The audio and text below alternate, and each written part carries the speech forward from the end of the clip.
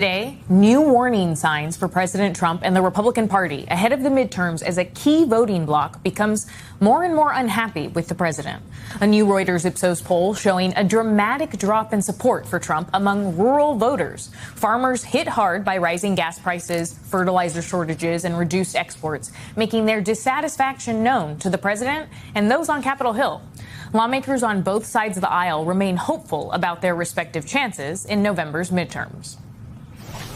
Because of our overperformance in 2024 with candidates who were focused on the economy, we only need to flip a handful of seats. There are far too many people who are working hard, they're playing by the rules, but they can't thrive and can barely survive. We continue to see more and more Republicans showing stronger and stronger polling numbers. We also see in multiple states where there's not a Democrat running at all, or there's an independent running, and Democrats are saying vote for the independent here. Let's bring in Democratic strategist and author Jenna Arnold and Republican strategist and MS Now political analyst Susan Del Percio. Susan, I hear kind of a different story from a lot of Republicans than what we just heard from Senator James Lankford, which is, yes, maybe they're saying it more privately, but they don't really think their chances are good in the midterm. So how big of a blow is this loss in support, especially from rural voters, for the president? It's huge. And it's funny. It's really bad news for Republicans. I don't think the president really cares about seeing his support, Wendell, because he wouldn't be doing the things that he's been doing over the last 2 years if he really cared what the American public thought. He knows he has his base, and that's all he cares about. But these rural numbers are really important because I think they also tell a bigger picture where things are amplified in other places. Those numbers don't just affect, it's not just gas prices or the war or grocery prices. It's also in rural communities, things like the cut to which required congressional approval, the cut to the Postal Service. Postal Service is something that rural communities rely on tremendously, and usually Republicans are the first ones to speak up and protect it. The other issue is health care. Again, with the cuts that were passed in the last big, beautiful bill, if that's what you want to call it, what the Republicans call it, that was something that really affects health care, again, to rural communities. So Lankford has, is trying to sound positive and optimistic, and I am sure you could turn to communities where Republicans are doing well. Most of this country is divided. 50-50. That's why there's such a small amount of swing districts left. But within those swing districts, they are leaning towards Democrats because of issues like health care, rising costs, inflation now. Those are the things that will matter come Election Day. So, Jenna, how are Democrats going to seize on that? Because the polls are showing a collapse of the coalition that President Trump created in 2024. In the past, Democrats have had trouble with rural voters. So how do you convince those voters and others that were part of that Trump coalition to move over and support Democrats in November? It's a really good question, and one that we have to handle very carefully and gracefully, because what this poll tells me is that people are paying attention. They may not be changing their identity overnight, nor do we want them to, but they are noticing their checkout bills. So the question is not how do we drag rural voters over to our side. The question is how do we give rural voters permission to use their vote as leverage? You don't have to become a different person to demand cheaper prices, lower fuel costs, but I think Democrats should say to rural voters, you do not owe permanent loyalty to any politician who is making your life more expensive. Make them earn your vote. I also want to ask you about this new NBC News poll, Jenna, which today shows that Democrats with a 5-point lead on who voters would rather have be controlling Congress. Even independents are leaning towards Democrats by 12 points, and that's a key number. Is it Democrats' election to lose at this point? Oh, gosh, having just gone through the NBA finals and living in a house where if you say the wrong thing, it's your response. You've jinxed the game. I mean, it's been a whole thing of superstition that I have been living under for the past week. And so I'm nervous about even weighing in on that, I really appreciate one of the commentators for the Knicks who just kept saying the job's not done, the job's not done, the job's not done. And I think that is the motto that Democrats, or frankly, like all private citizens, should use throughout their entire lives, that there is still so much more that we have to do. And to the recent Reuters poll, we have to continue to make sure that we're reaching the demographics who not only feel forgotten, but have been logistically forgotten, like the rural populations. So maybe it's ours to lose, but it's also ours still to earn. Now, Susan, looking at these numbers for Congress and the president, is this what Republicans and the White House would have expected a year and a half into Trump's second term? Has the GOP essentially squandered its opportunity to maintain full control of government?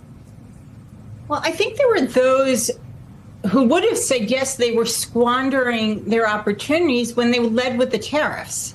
Tariffs were, if you recall, we were never in great economic condition coming into 2025 when the president was elected again to serve his second term. So when he hit tariffs, I think what we saw was Republicans and independents were willing to hold the line to see what he would do, especially in light of a strong stock market. But that started crumbling away. The other things that Trump has done has cost him support within independents. Good evening and welcome back to the Weekend Primetime. We are less than 5 months out from the midterms, and tonight President Trump faces setbacks, both personal and political. You're looking at one of the strangest sights in Washington, a giant striped tarp still covering the Kennedy Center facade at this hour, as court filings showed that behind that tarp, Trump's name has been removed. We just got a new statement from the Kennedy Center last hour saying that it is establishing something called the Trump Kennedy Center Fund. The Kennedy Center's vice president of PR said in a statement, in part, quote, "We remain fully compliant with the court's directive while we evaluate legal options regarding the board's unanimous vote. The establishment of the Trump Kennedy Center Fund is intended to recognize President Donald J. Trump's significant contributions and dedication to America's premier cultural center." MS Now has asked the Kennedy Center for clarity on what this new fund intends to contribute to and where they're seeking funding from, either from private donations or federal funding. And then there's Trump's unpopular war with Iran that spiked gas prices at home and abroad. After teasing multiple deals that have failed to materialize, this week Trump again publicly threatened military strikes, only to back down hours later. Earlier today, Trump said a deal would be signed with Iran tomorrow. So for the sake of world peace, let's hope it happens. Meanwhile, at home, Trump caved on his controversial pick to head national intelligence, pulling top housing official Bill Pulte's nomination after an unprecedented rebellion from within the GOP. He's now pivoting to federal prosecutor Jay Clayton. Then there's the economy, the issue that arguably helped him defeat Biden and win a second term in the White House. A recent Economist YouGov poll shows 63% of Americans now disapprove of how Trump is handling the economy, which is an all-time low for either of his terms. Listen to what MS Now Alex Tabbitt heard from 2 Ohio voters who voted for Trump 3 times. Watch. You said you'd bring down the grocery prices. Literally, I must be the most angry person when I grocery shop because I buy the same things every week and I see it jump every week. All we heard was drill, drill, drill during the election, and now all we're getting is drilled into the dirt with these prices. So I'm not a fan of them. I voted for Trump all 3 terms. To be honest with you, I'm not a big supporter of him at this point. Joining us now are Basil Smikle, MS Now political analyst and professor of practice at Columbia School of Professional Studies, and former New York Congressman Mondaire Jones. He's also a member of the U.S. Commission on Civil Rights. And a Knicks fan. You got to introduce him. Yeah, look at that. He's wearing the gear. We got to explain to our viewers why you're wearing a T-shirt, but it's as if we're. I think they've heard a little bit about what's going on in New York City. We're on the cusp of making history. I'm ready. There is a lot of energy in New York City tonight, you definitely say. Yeah. But back to the very invigorating topic of national politics. Yes, so, Basil, when you hear Trump voters talking like that, Are these outliers, or is finally the incredibly Teflon base of Donald Trump starting to melt smooth a little bit around the edges? Yeah, first of all, go Knicks. Secondly, I don't think it's an outlier, but I don't think these are voters that are automatically going to vote Democratic, right? I think, there has to be a permission structure that Democratic candidates create to be able to get former Trump voters to say, you know what, I might vote for a Democrat today. My guess, though, is that you're going to see a lot of ticket splitting. They'll go vote for Republican down the line, but, at some point in 2028, they may not vote for anybody who aligns themselves with Donald Trump. That remains to be seen. But today, these are voters that I think are gettable. It's going to be incredibly difficult, but those mobility promises that Donald Trump gave to those voters have dissipated quite significantly, quite quickly. But that's why I think it's also important for Democrats, when they're running, they run in their districts, right? They run in their states.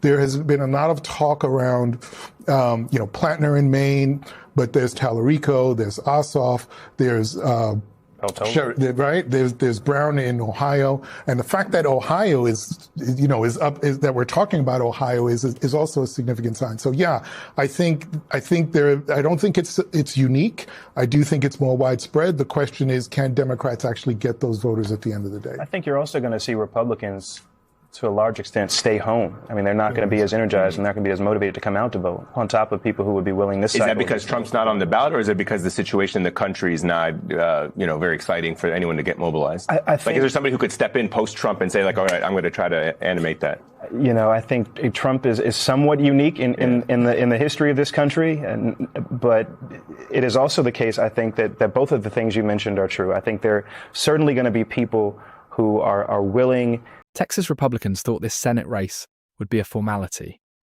Now Ken Paxton has become the kind of candidate who forces the GOP to spend money in a state they were never supposed to defend this hard. The transcript shows the problem clearly. Polling has Democrat James Tallarico tied with Paxton in deep red Texas, and analysts say Paxton appears to be performing worse than the Republican he replaced because Trump helped push the party toward a more controversial, scandal-plagued nominee. That is why this feels like a political disqualification, even if the court has not literally removed him from the ballot. Paxton is still standing, but the damage is already visible. Instead of Republicans focusing on flipping Democratic seats, they now have to protect Texas, explain Paxton's baggage, and defend Trump's decision-making at the same time. That is a nightmare for any party trying to hold the Senate, and the Supreme Court angle makes the pressure even worse. Recent rulings and legal fights around voting, mail ballots, and election rules are shaping the midterms across the country. Republicans wanted procedural advantages, but every time those advantages weaken, candidates like Paxton are forced to win on the issues, and that is where the GOP is struggling. Voters are talking about housing, healthcare, inflation, tariffs, gas prices, and whether Trump's party is actually making life better. So the real headline is this: Paxton may not be legally disqualified, but politically, he is becoming a liability. Trump turned Texas from a safe seat into a national fight. Democrats smell an opening, and Republicans are now stuck defending a race they should never have had to worry about. That is how a red state advantage starts turning into a Senate disaster.